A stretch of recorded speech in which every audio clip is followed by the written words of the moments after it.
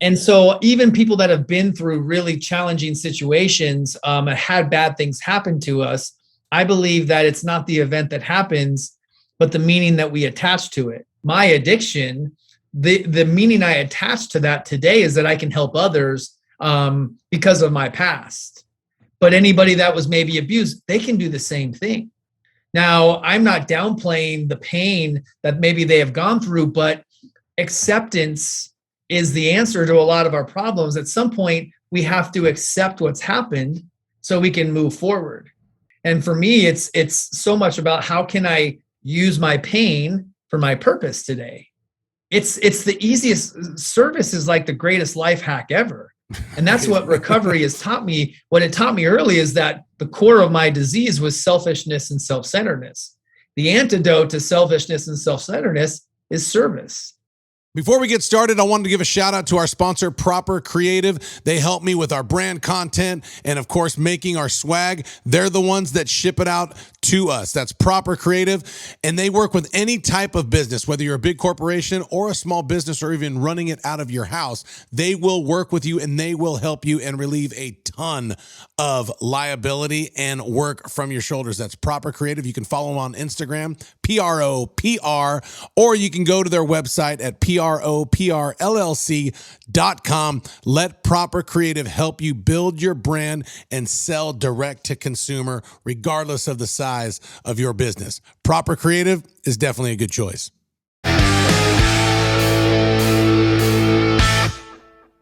Welcome to another week of Level Up with Matt Rogers. I'm your host, Matt Rogers. Right in here, the studio with me is the man that makes everything look and sound good, Eli Adelman. How are you? Man, I am doing good. You're always doing good. Well, if you were not doing good, would you say, like, you know what, man, I'm really struggling, and I hope our guest today can help us out? I'm like leaning completely on our next guest to fix my life. No, seriously, he actually can. Yeah. This is a good one. This is a good one. I mean, they're all good ones, but right? Yeah. I like bringing in like professionals in their field, like people who are the best at what they do. And this guy is the best at what he does. His name is Donny Starkins. I started following him roughly like a year ago on Instagram, social media, just because I liked the stuff that he was quoting and posting. And then, I do a lot of stuff like the NFL and charities and helping, organizations raise money. Well, one player is the tight end for the Las Vegas Raiders. His name's Darren Waller, who has an unbelievable story of overcoming addiction and just watching him, go from his worst to literally his best. And is like his best is yet to come. He just keeps getting better and better.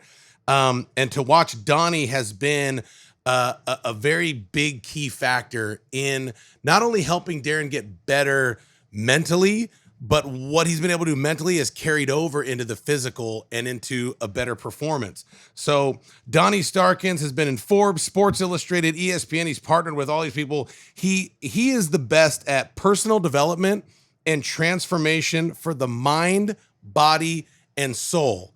And for me, 5-10 years ago, I was probably kind of like a yoga skeptic, like, oh, that's kind of weird and hokey and whatever. But now, like, I've seen how good it is for people. And I'm like, okay, well, I'm going to start stretching, bro. And like stretching works. But Donny takes it to a whole new level because there is a professional aspect behind it. Because nowadays it's like, dude, everybody does yoga. Right. But not everybody is an expert and a professional in it. And Donny is, and I'm glad that he is here with us. Donny, thanks for coming on Level Up. Glad to be here, my man. You're one heck of a hype man. That was a great intro. I appreciate it. It was true though, right? It's true. It's true. I'm super passionate about the work. And again, it's an honor to be here. We can chop it up and talk about all the work that I do. And it's fun work too. It's fun and it's fulfilling and it feels really meaningful. And it's just nice to be in my purpose today. I do want to talk about this because I feel like I could really learn something, because I will tell you this, and I'm not afraid to talk about anything on the show. I know that there are benefits of yoga and flexibility and feeling better and getting your mind and your center in there. For me, growing up also as a disciple of Jesus in the Christian church, a lot of religions, Christian religions, which I'm not a religious Christian, I just love Jesus, but the Christian religion has frowned upon yoga because they think it's, oh, well, you're taking, Christ out of the equation, this and that, but that's not necessarily has to be the truth, right? Like, I know a lot of great followers of Jesus, like, they're like, no, dude, you need to do yoga. Like, it's the real deal. Can you tell me, like, what it is and why that myth or that negative stereotypes around it? Well, yeah, I mean, I do believe it brings you closer to God or higher power, or whatever you choose to call it, because it's all about unity. It's all about bringing together mind, body, and spirit. So whatever your beliefs are, from a faith standpoint, it's only going to get you closer to that. I think because yoga maybe came from some Eastern philosophies that they maybe tied other religions to it. Mm-hmm. But I've never seen it like that. I believe that, if the part of the practice is to go within, and connect inward. I mean, God is within us. So how are we not going to get closer to God, especially when we're able to, get onto our yoga mats and eliminate all the stressors and all the noises and all the distractions and really connect to the breath, to get into our body. And more than anything, just get out of our own way and get out of our own heads. Because I think it's our own stories and our own thoughts that create that separation and disconnection. So to be able to reconnect and really go inward, I think we get caught up in this looking outward. We look for external things to find our happiness and our joy. I'll be happy when I get this or when I have this. And it's like, no, this practice teaches us that happiness is an inside job, that we got to get right on the inside. It's like transformation from the inside out. So can you kind of walk me through, and I agree with everything you just said, because I do know that there are, we have a big demographic of people that listen to us in a lot of different countries. So, but from where I believe, like, you could put me in any situation next to any believer, and what I believe, what I'm carrying should, be the majority. So if I'm on a yoga mat and, and Donnie's leading it and he's helping me find my center, my within, my Jesus, my God, it doesn't really matter what the world around me is thinking, right? Like, that's me and what I'm thinking. Can you kind of walk me through, I don't even know if that's possible, can you, like, what it entails and what you do for people? Because you really help some of the top just athletes in the world. You work with Darren Waller, one of the best tight ends in the NFL. Tyrann Mathieu coming off in a Super Bowl 2 years ago and one of the best defensive backs in the NFL that has a challenging past. And he's like a different person now. Like, what do you do? How do you help people? Can you, like, walk me through that? Yeah, well, and just to go back, you talked in the beginning about yoga, and I fought this for a really long time. So if I go back to my story and the depths of my rock bottom, which kind of was going from a Division I baseball player at Arizona State, having a massive surgery on my knee, which was my 5th surgery, lots of trauma around it. Baseball sends me down this really long road of addiction. I got addicted to pain pills. I blamed it on the doctors who screwed me over, who messed up my knee, talked me into having this surgery that maybe I probably shouldn't have had. But really, when my life got so bad, and that I ended up in rehab. And when I got into rehab, I got really curious, like, where did my life go wrong? Like, how did this all happen? I was this baseball player star, and now I'm a drug addict. Where did it all go wrong? Dang. And this was my first journey into personal development. Right. And I'll tie it all into yoga and meditation. But when you're finally faced with looking at your own stuff and sitting down with a therapist and understanding, like, trying to connect the dots of how it all happened, for me, I didn't want to feel the emotional pain of the loss of baseball, of my purpose, of the love of my life. So yeah, there was some major trauma and a major injury. And yeah, the doctor gave me 80 Percocet a week for a month straight and then cut me off cold turkey. But really, when I really get honest with it, it was about the loss of my identity. And so that message is so important today, because when I work with other athletes, it's the work that I do, it translates on the field, but a lot of the stuff that we're doing is about self-love, self-esteem, self-sabotage, values and goals, discovering your purpose. And I tell the guys and the girls, the athletes that I work with, that your purpose isn't to be a professional football player. That's part of the path. Mhm. But you better know who you are beyond the sport, because one day it's going to end for you. Right. And if you don't know who you are, for me, it almost killed me, because I didn't know, I didn't have another plan. I didn't have a plan B. My whole identity was wrapped in this. And so I tell my athletes, like, find your purpose beyond the sport. Find a service commitment, start a foundation, like figure out who you are, because one day it's going to end, whether it's on a traumatic injury and it's just over like that, or they hang your jersey in for a beautiful retirement ceremony. It's going to end one day, and you better know who you are.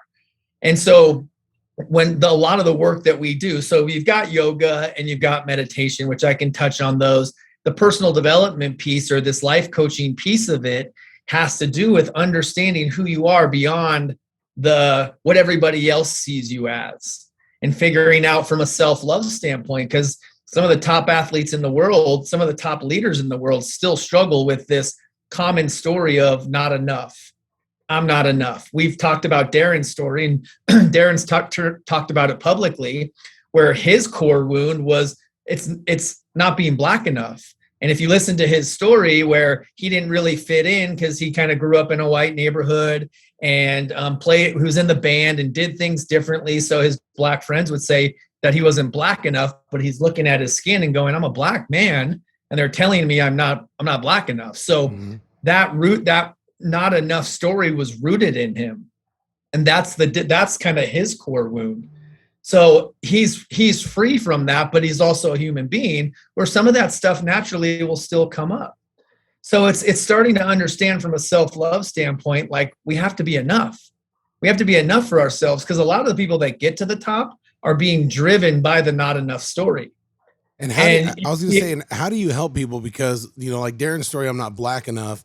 I know, I've seen a ton of people that will discriminate, white people that will discriminate against white people. Like, well, you're trying not to be white, you're trying to be black, or you're trying to be Mexican. And how about, the ladies that are like, I'm not pretty enough, I'm not skinny enough, I'm not smart enough. How do you help them? Because you help them. I mean, your goal, you put it out there. You said, my purpose is to help others find theirs. How do you do that? Well, I believe that our purpose is within us. It's in there, but it's often covered up by limiting thoughts, or negative thoughts, old beliefs, fixed ideas, old stories, what other people have told us. Right. And so the work really is about chipping away and uncovering what's been there all along to discover your purpose. The word discover means to take the cover off. So you're taking the cover off what's been there all along. And through the process of us just growing up in the 4 agreements, which I talk about a lot and coach around that amazing book, that this domestication process, as we grow up, we just agree upon certain things. Somebody told us we weren't this enough. We weren't pretty enough. We weren't good enough. We weren't skinny enough, whatever it was. And we agreed. And so that became our belief system. So a lot of it is starting to look at what are the old stories? What was the domestication process and the things that we agreed that aren't true? And we start to release those. And as we release those, we can start to create our own agreements in a new belief system. But we also have to bring a lot of self-compassion, patience, and self-love into this process, because these beliefs are hardwired into our brains. And we've been thinking that way for a really long time. And I always talk about how when the river cuts deep, and the deeper it cuts, the harder it is to get out of. Mm-hmm. So these are pathways. It's neuroplasticity in the brain, and the science says that we can change those pathways. But it starts with a new belief system. It starts with things like having a gratitude practice, having affirmations, looking in the mirror and saying these positive things about ourselves. That's the only way we're going to change our thinking, is by doing something different. Can you tell me, and I know, because you do work with, the biggest names on the planet and some really high level clients that you can't disclose, who they are, but can you maybe tell us a story of maybe like one of the worst situations you've ever seen with someone, with whether it's, male or female, and they were just completely broken, and what you did and how they came out on the other side? Yeah, it's a very common I'm trying to think if I can think of one case. Well, I can give you one. So, I mean, I being sober, I wouldn't say a lot. I would say like 30% of my clientele are in recovery or looking to stop drinking or stop using. And I had a client of mine who had overdosed. Now he had been using prescription pills, kind of the same path that I went through. Prescription pills led to other drugs. Started to get into fentanyl, which is so scary. Like that wasn't around when I was in my addiction, and I'm grateful because I don't know if I'd be here if it was. What's fentanyl? How is that a step up from like Percocet? So there's people making it now. Oof. They're making fentanyl and they're cutting it with like lethal doses. So it's cheaper on the streets than a regular Percocet would be, but they're man-made and they're not like, obviously they're not regulated, and they're being cut with like lethal doses of it. So somebody that might think they're taking one pill of a 20 milligram Percocet might be getting something that will actually kill them. Oof. And that's why you're seeing even more and more overdoses. But so, yeah, I mean, this is a very common, that path to addiction. So just life completely spiraling out of control, burnt every bridge. Parents gave up on them, but they did reach out to me and said like, they were familiar with my story. And so honestly, like there's no real magic pill to this. All I start off. So I meet this gentleman and I just tell him my story. I tell him my experience, strength, and hope. And this is the magic of a lot of 12-step programs, is like, I'm not going to sit here and tell you what to do, because I don't think anybody likes to be told what to do anyways. Right. But I'm going to share my experience, what happened in my life, and then what my life is like now. So it's your experience, the strength that I've found, and then the hope, like what my life is like now and the life I've been given from this sobriety. And luckily for him, he was so beaten down by the addiction, multiple overdoses, actually, multiple rehab stints, that he was just willing to listen. I think life had beat him up so bad that he finally just said, I'll do whatever you tell me to do. Was he still addicted to it? Like, I mean, when you've had multiple overdoses and you're still using it, I mean, like, you have no fear of dying. You might almost want to die, right? I mean, I overdosed once and I still used. I remember coming back. I overdosed in Mexico. My brother and my brother-in-law had to come pick me up in the middle of the night. There's a place, Rocky Point, Mexico, which is like a kind of a party place, spring break hangout back in the day. Well, it still is, but I'm way older for that now. But I would go down there because you could get prescription pills. You just cross the border and you could get whatever you wanted. So I overdosed once. My brother and brother-in-law have to come drive 3.5 hours in the middle of the night into Mexico to come pick me up and drive me back home. And the next day I'm like, I don't have a problem. Like complete denial, but also completely hooked by the pills. Like I was scared to not have anything. So it's a very cunning and baffling disease. And I do believe that it is a disease. Mm-hmm. So it's not even like, sometimes everybody's bottom is different. Right. That wasn't my bottom yet. I wasn't ready to stop. What was your bottom? What happened?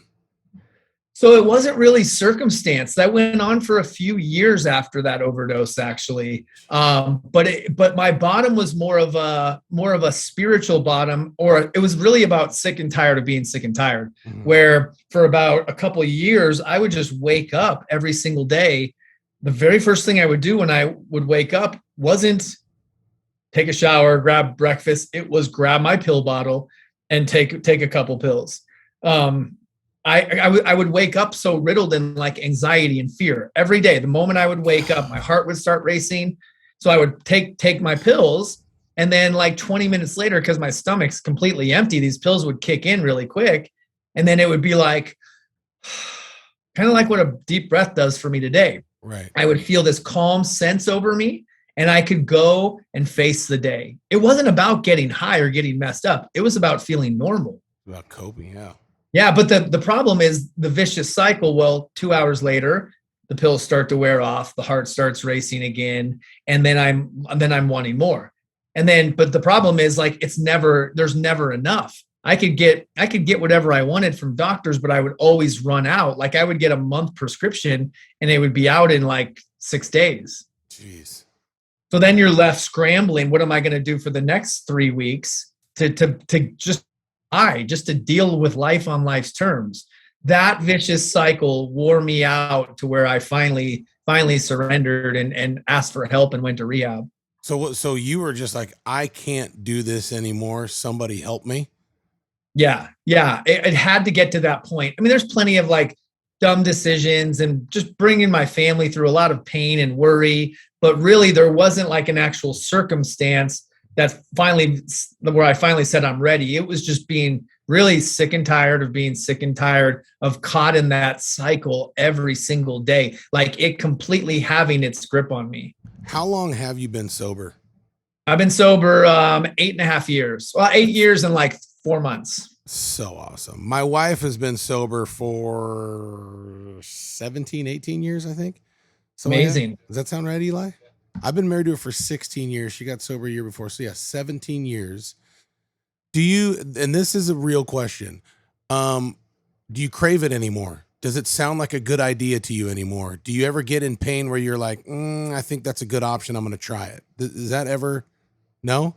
No, not even close. But an important part of my story is I had 3 years sober, and then I had a relapse. I had 3 years sober, little over 3 years, but around my 3-year mark, I got complacent. I stopped going to meetings. I stopped being of service and working with my mentors and my sponsors. And I actually hurt my right knee. My left knee is the one I had 7 surgeries on, but I hurt my right knee playing in actually a sober softball league. Mm-hmm. And I ended up having to have a minor surgery, like minor arthroscopic cartilage tear, no big deal. Like definitely not the need for painkillers for that type of surgery, especially what I've been through. Right. But I started to stray away, and I didn't like prepare for it. I didn't bring my sober men close to me like I would today if I had to have a surgery. And I ended up having the surgery. I woke up from the surgery and I loved the way that I felt. And 6 days later, I was back in the doctor's office lying about the pain. And then I was in my relapse. And that relapse lasted about 8 months. And then since then, I've had another 8+ years sober. And I share that because that was the best thing that ever happened to me, because it reminded me that the work never stops. The work can never stop. And it's not just today, like work for sobriety. It's emotional sobriety. It's just freedom, peace of mind. Like I am in this work every single day because really I just want to be free. And I always say it's not freedom for ourselves. It's freedom from ourselves. It's about staying in the work so I can just stay out of my own way and be free. So, and I asked you that with a motive behind it. And this is why I asked, because like my wife today, when she got clean, she used some gnarly stuff, like beyond pain pills. She would say that the drug that she used would actually call her by her name. That's how deep into it she was. And when she got clean, she didn't go to rehab, and the first couple weeks, she got tempted and would find like old baggies of stuff and this and that. But the reason I asked you that question is, so in the beginning, she, it sounded like a good idea. She craved it, but she didn't do it. Thank God. Now today, she could walk into a scene out of Scarface and just see blow and everything everywhere, and she'd be like, no, thanks. Like not even remotely interested. So my question is, if you don't have the cravings, you're a different person now. Why and this is what I don't like, is that people would still call you an alcoholic or a recovering addict, to where I would look at you and be like, no, dude, you're recovered. You're a different person. Like you're healthy. You're fine. Like I don't want people to call you or my wife a recovering addict. Like she's a new person. You're a new person. Do you not like that philosophy or that mindset, or do you agree? Because that's always challenged me. You know what I mean? Like I kind of feel like they still put the tag on you when you're like, no, dude, like Donnie's good. You know what I mean? Like that was him before. This is him now. Different person. Like, what do you think? Yeah, I don't really care either way. I feel what you're saying. And I know some people have a hard time with that, but to me, it's just a label that either works for you or it doesn't work for you. Right. I think for a lot of people, they can say that. Like the first couple times I said that, like my name is Donny, I'm an alcoholic and an addict. Like I still will at an AA meeting identify as an alcoholic, but the truth is alcohol really wasn't a huge part of my story. It was definitely part of it, but it never had a grip on me like the pills did. But I still say it. And from my understanding, anytime you say something out loud, it removes that power from you. So early on, when I could admit that, it was like verbalizing it and putting it out there. So I didn't have like the shame around it anymore. I was able to speak it. And then so for some people, they will identify. So it's a way of actually helping other people. So if people know that that's kind of part of your identity and part of your story, they're more likely to maybe reach out to you if they're struggling or if they know somebody else who's struggling. So for me, it's I'm public about my sobriety. I can call myself an addict. I don't really identify with it so much. Right. So, but I do hear what you're saying. And I think it's personal preference, I guess, would be my answer to your question. No, because I could tell. I mean, like I've seen you in person once. I've seen you, Instagram every day, all the time. But like you look at you like, dude, you have power. Like you command a room. You're in a room. People want to be around you. You look at what you can give instead of what you can get from people. Like I was around you for the short time in Vegas at that last event. I just like, that's a good guy. Like that's a guy that, he probably has struggles like the rest of us, but he's got to figure it out. Like he's doing well, you know what I mean? And, you're in love, you're in a good relationship. Like, so I don't know, like that just always kind of weirded me out. Like, I don't look at Donny as a recovering addict. I look at him as a freaking champion and a coach, and he's helping people. Tell me about yoga. How did you find it? Why is it important? And then I really want to go down that. And I want to talk about meditation too, because I think that's important. Yeah. So yoga found me through my mom. So at very close to my rock bottom, I'm like miserable, dying physically, dying spiritually.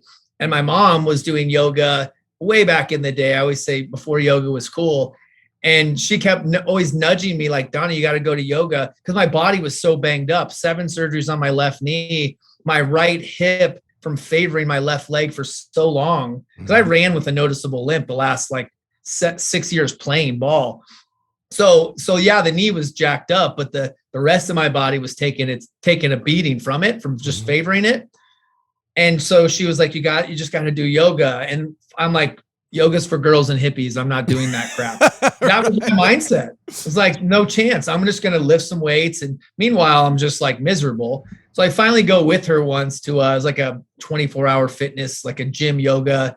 And I knew after that one class that I would do it the rest of my life. Just from a physical standpoint. The reprieve I was getting from my low back and my hips from some of these stretches, which is what I thought that's kind of what they are. They're yoga postures. Right. But I'm like, this is the most amazing thing ever. But little did I know what it would do for the mind and the soul. So as I started to finally get sober and see how this yoga was such an essential part of my own recovery, because I love the 12 steps and what AA and these other 12-step NA have to offer. But the one piece missing, in my opinion, is the mind-body connection. There's nothing really in the 12 steps where we're working through, I like to say our issues are in our tissues. So if you trauma, pain, resentment, shame, our bodies remember everything. Right. Bodies hold on. Our bodies go along for this like emotional roller coaster ride that the drama of our minds puts our body through for a lifetime. So at some point, that's like stuck energy. And if you've ever had like one of those big knots in your shoulder, like above your shoulder blade, yep, totally. It's stress. It's stress, and it all comes from our thoughts. So I'll go to meditation in a second, but when we move mindfully and we breathe mindfully, we can move that stuck energy, but it can be shifted. So when energy is stuck and it's not moving, it's like the Dead Sea, right? It's dead, it's heavy, it's dormant, and that's where a lot of disease can manifest. But when we move and we move with purpose, we free it up. And that's why you walk out of a yoga class feeling so light and free. Is it because like stress? I was just going to say, like when we're stressed, which we've all felt stress, and I'm not a scientist, you'll know these terms better than me, but we're releasing a chemical in our body that's not good. Is that cortisol? Yes. Okay. So then if I go into one of your classes and I sit down, I'm tight, my back hurts, I'm just, I don't know if I'm going to be able to pay my bills this month. And, and I don't know if, the relationship I'm in is not good. And I hate my boss and all this stuff. And I'm sitting there and I got all this crap. What are we going to do? Can you kind of like walk me through a class, like what we're going to do, stretch, talk about, say, all that stuff? How are you going to help me? And how can I release good endorphins and get this crap out of me? Yeah, so I believe the best way to start is you have to get grounded in your body. So if you start class slow or in stillness, kind of like what meditation would do, where if you can come onto your mat, if you're lying on your back or you're seated and you begin to just do one thing, and that's connect to your breath. So when we focus on one thing, our breath, our body feels this enormous release of tension. Because again, if we're thinking about 1,000 different things all day, which is usually the case for most of us, yep. Again, it's very stressful on the body. So the body holds on to it all and carries that stress. So all of a sudden you give your mind one thing to focus on, the body starts to relax, you give your busy mind a break, and now you can start to get into kind of the more of the optimal healing state. So and I guided you through, connect to your breath, take a 4-count inhale and a 4-count exhale, and you really start to stretch the breath out. Because if you think about how you breathe most of the day, how we breathe most of the day, we're not breathing very deep. Like our breath probably isn't going past our chest. Mm-hmm. True. So now we start to stretch the breath out. We start to breathe into the belly. We start to slow things down. And then also as we're slowing things down, things start to quiet down. Now, when the mind starts to quiet down, we start to listen. We can start to listen better to our bodies and now give our bodies what it needs. So you're going to start practice slow and get grounded in your body, and then start with some subtle movements, some light stretches, and then eventually build it. I teach a style called Vinyasa Flow, which Vinyasa is really just connection of the breath and the movement of the body. So then eventually we start to like the music. I love playing great music. Like the music that I play isn't, I don't know what your typical yoga music is, but I think my music's pretty cool for that goes to a tempo where you're flowing one breath per movement. It would be like an EDM type music, but maybe a little bit of slower pace to it. Mm-hmm. And then you start moving, and then it just becomes like a dance between the breath and the movement of your body. And it really becomes a moving meditation, which the moving meditation, it unhooks us from all of the stuff that has us hijacked all day, all of the stress, which typically is coming from the future and the past. It has nothing to do, you're not normally very stressed when you're fully dancing in the moment. Right. So we connect the breath to the movement of the body, and we kind of let the breath guide this dance. And then we stay anchored in the present moment, and then we're in our bodies. And it's all about having the mind and the body in the same place in the same time. And that very rarely happens throughout our day. So we need to have a practice where there's no distractions. We put our freaking phones down, mm-hmm. and it's just us and our mat and our bodies. And you started doing this how many years ago? I've been teaching for about 8.5 years and practicing for like 12 years. Okay, so 12 years ago, our phones were not as big of a distraction as they are today. Is it harder now with the advance in technology and phones? And I mean, dude, we have everything. Like our phone is our life. Is it tough when you get people in there to really disconnect? Is it harder now than it was? I mean, it's really hard for me. I mean, I teach this, right? And I'm tripping over the things that I'm teaching because the phone itself would be like the one thing that I would say I'm still addicted to. Yep. I'm really being honest. Totally. So I teach this, and I still struggle with this. I try to use my phone to work for me and use it as opposed to it using me. But you know, it's a healthy balance because a lot of my business is generated through social media So I just have to really be mindful of when I'm using it and when it's using me. But this is why this practice is going to matter for the rest of our lives, because there are so many distractions being thrown at us every single day. I talk about this with my athletes all the time, that, whether it's an athlete, if it's the media and the fans and the agents and the people trying to just pull stuff and want something from them, it is so important to have a practice that allows us to find our center. Because if not, we're just caught up in distraction. I mean, our world is addicted and afflicted to distraction. So if we don't have a practice, then we're going to live our life addicted and afflicted to distraction at the end of our lives, realize we never lived because we were never present. Dang. That's a truth bomb right there, Eli. Tell me the difference of what you just told me, how you walk me through a typical beginning of class versus meditation. Like, what is meditation? Because especially like for a lot of my Christian listeners, the word meditation freaks them out. But if they read their Bible, it'd actually say prayer and meditate, like two different things, prayer and meditate. What is meditation and why is it so important? Yeah. So I always say prayer is talking to God and meditation is listening to God. That's one way to look at it. Meditation. So the common response for people that know that I teach yoga or teach meditation will be, I can't meditate. My mind never stops thinking. And my response always is, nobody's does. So in the practice, you just give your mind something to focus on. So we could use our breath. The breath could be what we focus on. You could stare at a candle. You could have a word. You could be breathe in God, or breathe in fear, breathe in faith, breathe out fear. You can turn it into whatever you want.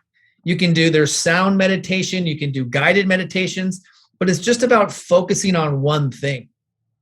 And it's not about not thinking.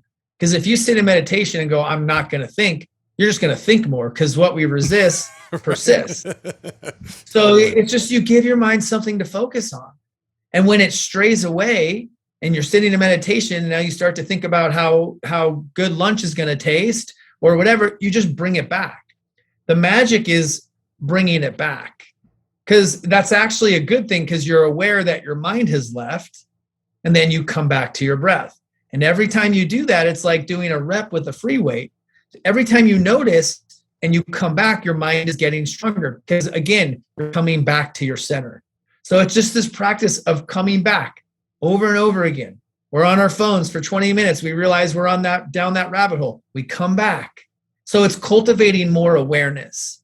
I just think so many people are sleepwalking through their lives, or they're going at warp speed so quick, so they don't realize how hooked they are. So it's all about awareness. Everything we're talking about, all the number one benefit will be to have more awareness, because awareness is the first step in creating any kind of change. You don't know if you don't know. It's like in the 12 steps, the first step is admitting you have a problem. It's aware that you have a problem. So the more aware we become, the more we wake up to life and really what matters. So if my problem is my boss treats me bad, I hate my boss is the worst, that's my problem. When I get in front of you and I'm thinking, am I concentrating? Am I thinking about the problem, or am I inhaling the problem and exhaling the solution of what I think it should look like? Like, how do you help me there? Well, I would first probably, if it's an issue with the boss, I always like to do this practice. It's the practice of personal responsibility. And it's basically a walkthrough of the Serenity Prayer, which is, God grant me the serenity to accept the things I cannot change, the courage to change the things I can, and the wisdom to know the difference. So if we walk through the practice of personal responsibility, would say, okay, like what you're having these struggles with your boss. What's your part in it? Like, what can you own? Are you holding on to a job that you don't want to be in? Did you create some like tension between the boss? Like, what's your part in it? We always have a part in it. And when we're so resentful towards other people, when we look at our part, it really loosens the grip on that person. So now that we know what you can own as far as your part, now we look at, okay, what can I control? Right. And then we make the list, like, what can I control in this? And we commit to taking huge action on what we can control. What can't we control? We have to accept that. We have to surrender. And then the wisdom to know the difference comes in meditation, coaching, life coaching, these practices. That's the work. The wisdom to know the difference is really awareness. Got it. What does it mean to find your center? So I believe it's about, again, coming back home. It's coming back home to your heart. They say home is where the heart is. So the body knows where home is. It's our mind that takes us down these roads that makes us feel like disconnected and often homeless. So it's about finding these practices that allow us to come back home to the body. The pathway, the easiest way to practice this is through your breath, is just to breathe. A lot of times when we're getting hijacked by a thought, or if we get triggered by something, if we look at our breathing, we're probably not paying attention to it. Right. The breath is always going to bring you home. Is everybody's center? Is everyone's centers different? Is what? Is everybody's center different? I believe so. I mean, I think it's heart centered. I do believe it's actually the same. It's love. It's God. God is love. So it's the heart. I think at the core, it's all about love. So I guess my answer would be, I think it is the same, where it's about love. But I mean, this whole love thing, and I'm on a huge self-love, I lead a retreat every year called Love Yourself, because no matter where I go, teach or speak or do an event, the common theme where I go is that we don't love ourselves enough. Yeah. Whether that's the way we talk to ourselves, we beat ourselves up, we judge our bodies, or it's putting everybody else's needs before our own needs. This is the common theme. So we have to figure out how we can love ourselves first before we can really show up for anybody else. We have to be able to do our own work before we can really, truly be of service and show up in the world and serve and not be getting in the way. How do you help someone love themselves? Because I'm sure, just touching on some real tough subjects, I'm sure that you witness and see rape victims of abuse, mental and physical abuse, and drug abuse. How do you help people love themselves when they hate what they've become? Well, yeah, it goes back to what I was talking about earlier with figuring out what are the thoughts. All that arises starts with our thoughts. Our thoughts create our reality. So if we want to get to the root of it, it's coming from our thinking. And so even people that have been through really challenging situations, had bad things happen to us, I believe that it's not the event that happens, but the meaning that we attach to it. So mine was all self-inflicted. So maybe it's easier for me to say that, like, my addiction, the meaning I attach to that today is that I can help others because of my past. But anybody that was maybe abused, they can do the same thing. Now, I'm not downplaying the pain that maybe they have gone through, but acceptance is the answer to a lot of our problems. At some point, we have to accept what's happened so we can move forward. So there's a level of acceptance that doesn't mean we have to like it. Right. Well, it's so messed up. But if it didn't happen, it wouldn't have happened, right? So it happened, and there's a level of acceptance. And for me, it's so much about how can I use my pain for my purpose today. It's the easiest. Service is like the greatest life hack ever. And that's what recovery has taught me. What it taught me early is that the core of my disease was selfishness and self-centeredness. The antidote to selfishness and self-centeredness is service. Yeah. And so even though I've had this self-inflicted addiction in this past, what it's given me today, it's not about not using or not drinking. That thought doesn't even cross my mind. Right. As long as I stay in the work. It's about so much more today. It's about just being of service, because honestly, it's not about being a good guy, trying to be this good guy. It feels great to do it, and it keeps me out of my own way.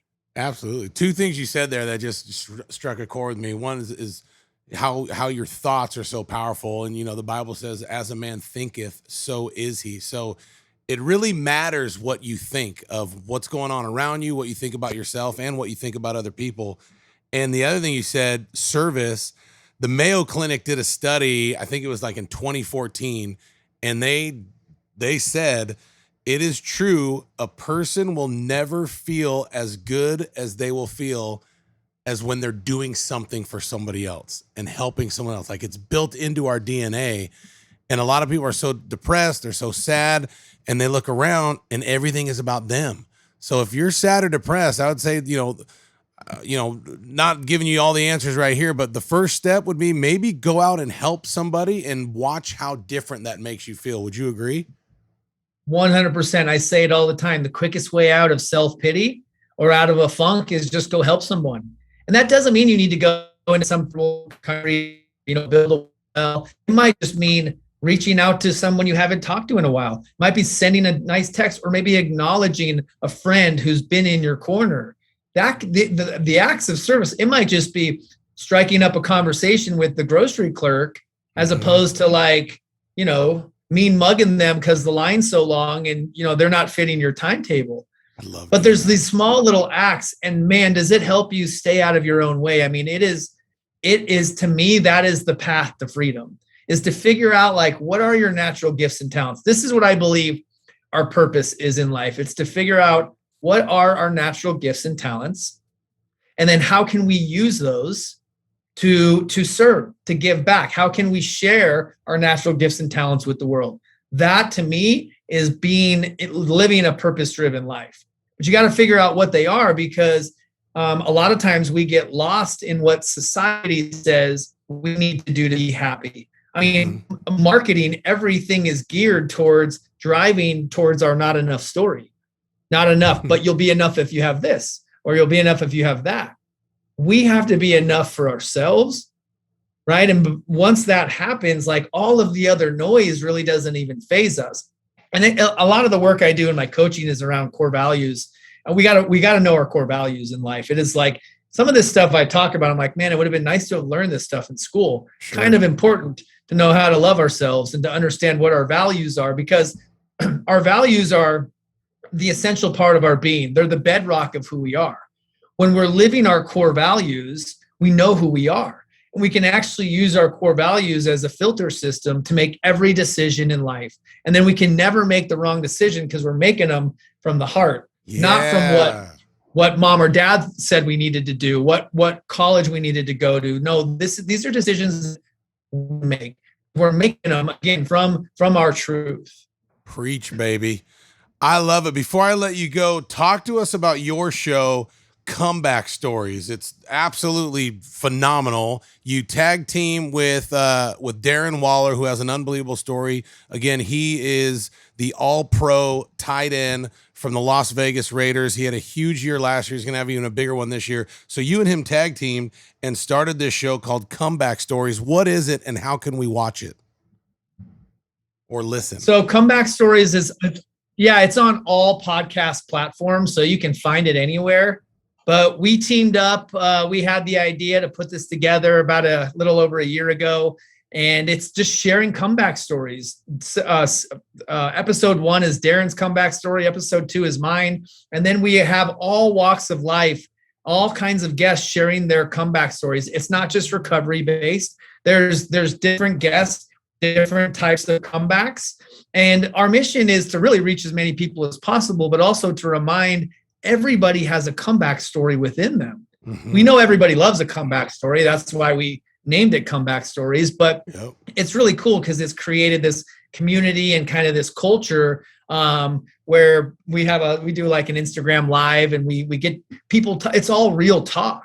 It's really cool to do it with Darren. As the world's perception of an NFL football player is like the man's man, the macho, like the real masculine, but the things that we talk about, we're rarely ever talking about football. We're talking about the things we've been talking about today: self-love and values and goals and service and recovery. It's just meaningful conversations all day long. And he probably loves that. The thing that I've, because I watched him from a distance before I met him a year ago and did his first fundraiser for Beyond the Wall Foundation, which is Darren's foundation. But it's been cool to watch him. It's almost like how you've helped him and how he's discovered how to love himself and love life. It's made him a better football player. And it's kind of like football's what he does, to where before, and I don't know, you know him way better than I do, but it's almost like a lot of these football players, and I'm an ex-football player, they find their identity in football. So they're only as good as how it's going. And it goes like this. So if it's going bad, they're bad. And now, like with him, to see it doesn't really matter how football's going, he's good. You know, it's so awesome. And you guys can listen to that and follow it on Instagram. It's at Comeback Stories Show. That's the podcast. And I would highly encourage you to start following Donny Starkins. It's Donny, DONNY _ Starkins, STARKINS. And as you can see, I mean, the guy just opens his mouth and golden nuggets come out of his breath. Good stuff. It's beautiful. Before we let you go, we always ask to leave our guests with one tip or, you know, one motivational quote, whatever it is, to help them level up. What would you say to our listeners? One thing that you can help them level up. I would say that the most important relationship you'll ever have is the one you have with yourself. I believe that a lot of us, again, we think we need this. We need the perfect partner. We need the car. We need the job.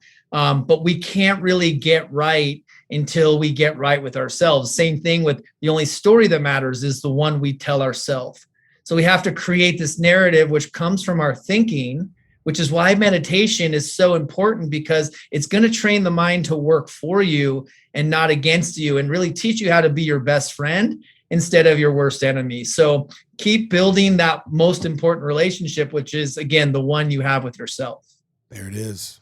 Love yourself. And the better you love yourself, you'll be able to love other people better. I'm already comfortable loving myself, but I want to love you more, Donny. How can you and I be better friends? I want to be around you.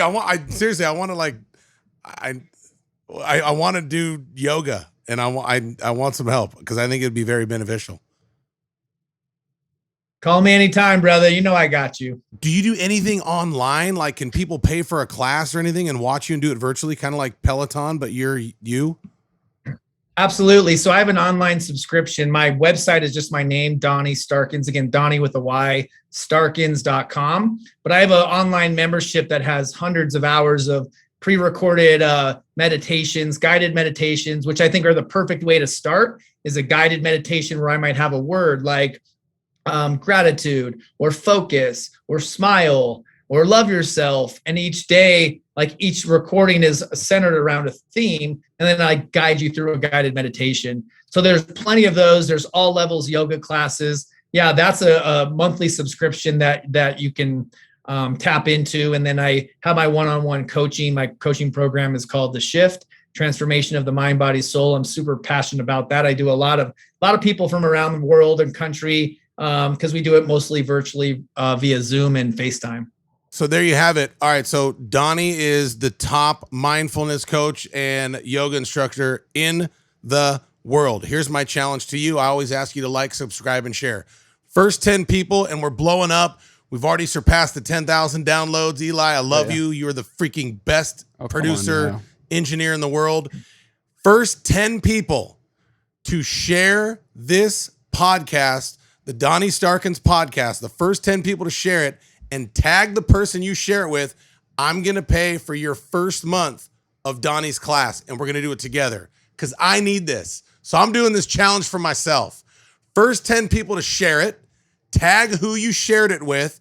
I'm going to pay for your first month with Donny, and we're going to do it together. You like that, Eli? That's good, man. So go freaking share it, Eli. Come on. You need this too. Let's do it. You need it too. If Eli's not the first share, we have a problem. Hey, I got a question for you. I've been thinking about this since we started. Can you touch your toes? Can I touch my toes? Yeah. For sure. Like stand up and bend over? Like straight over? I can. Look at you, man. I'm an ex-football player. Still got it. It depends on how good my back's feeling that day too. That's why I really need Donny. I need his help, man. I get it. Donny, thank you so much for joining us. You are the man. Thank you for having me. This was fun. I always say it. If I looked like you, I would have never got voted off American Idol. You're freaking gorgeous.